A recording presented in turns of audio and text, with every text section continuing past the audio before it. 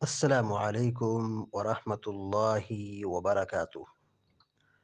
الحمد لله رب العالمين والعاقبة للمتقين، والصلاة والسلام على أشرف الأنبياء والمرسلين، نبينا محمد وعلى آله وصحبه أجمعين، ومن تبعهم بإحسان إلى يوم الدين. أما بعد،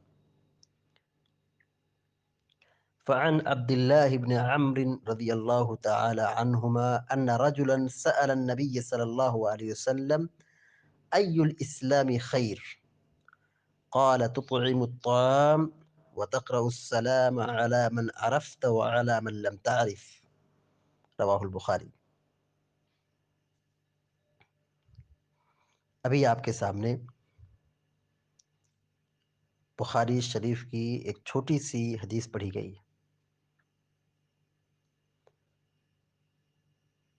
حضرت عبداللہ بن عمرو رضی اللہ تعالی عنہما بیان کرتے ہیں ان رجلا سأل النبی صلی اللہ علیہ وسلم، کہ ایک آدمی نے اللہ کے نبی صلی اللہ علیہ وسلم سے سوال کیا: ای الاسلام خیر؟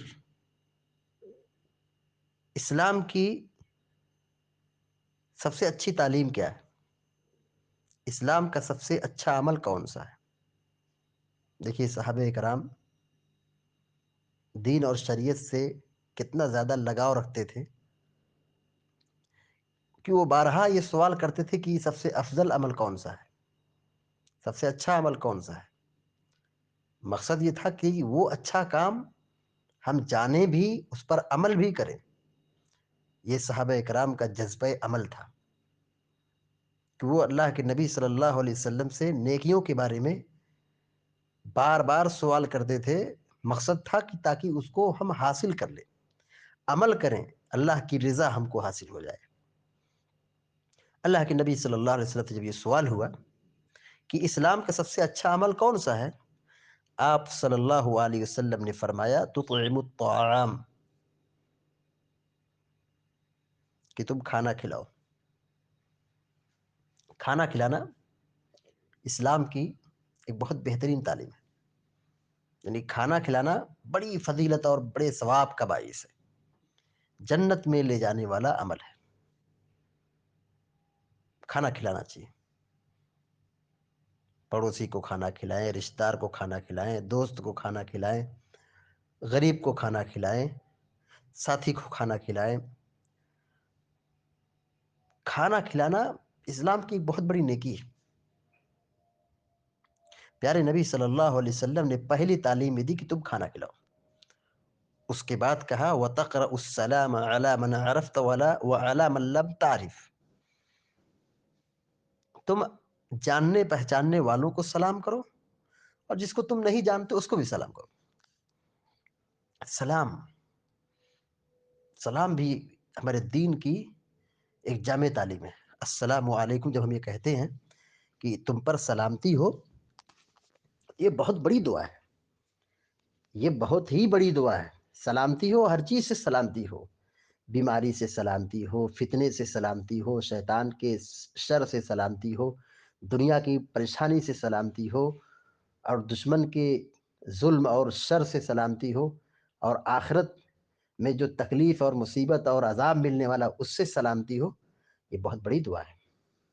نبی کریم صلی اللہ علیہ وسلم نے سلام کی خاص تاکید کی ہے، سلام کا حکم دیا ہے، اور اسے ایمان کی نشانی اور ایمان کی پہچان بتائی ہے کہ جس کو تم پہچانتے ہو اس کو بھی سلام کرو، اور جس کو تم نہیں پہچانتے ہو، شکل و صورت سے پہچانا جا رہا ہے کہ یہ مسلمان ہے، سلام کرو۔ پیارے نبی صلی اللہ علیہ وسلم جب مدینہ میں تشریف لائے تو آپ صلی اللہ علیہ وسلم نے سب سے پہلی تعلیم جو دی وہ یہی تھا: یا ایھا الناس افشوا السلام، اے لوگو سلام کو عام کرو۔ ایک نئے معاشرہ اور ایک نئے سماج کی بنیاد رکھی جا رہی ہے، اور آپ نے اس سماج میں الفت، محبت، بھائی چارگی اور امن کی قیام کے لیے ایک جامع تعلیم دی کہ ہاں سلام کو عام کرو۔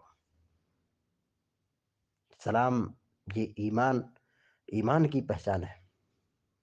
پیارے نبی صلی اللہ علیہ وسلم نے کہا کہ تم اس وقت تک مومن نہیں ہو سکتے جب تک کہ تم آپس میں مسلمانوں سے آپس میں ایک دوسرے سے محبت نہ کرو.